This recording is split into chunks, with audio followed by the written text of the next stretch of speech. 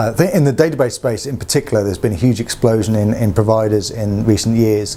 Whilst 5 years ago, it was just a straight choice between the major relational database providers, now enterprises have got a huge number of choices and different approaches that they can take. So if you're dealing with large amounts of information, the first thing you want to do is perhaps divide those up into different categories of similar types. If you look obviously at a library and they're dealing with hundreds of thousands of books, you immediately divide those up into categories of books on similar subjects.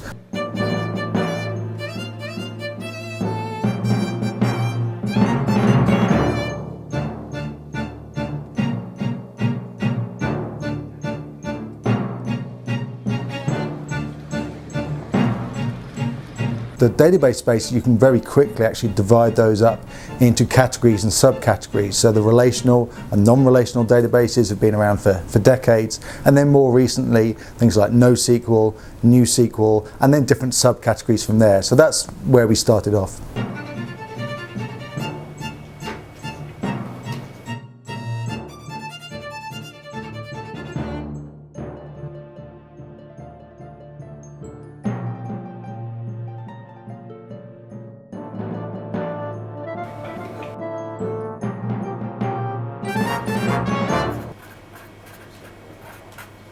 Having divided up, the different databases into the different subcategories, you can start to illustrate those and put those in groups. Obviously, the world doesn't necessarily divide up quite as evenly as you'd like, and there's obviously areas of overlap.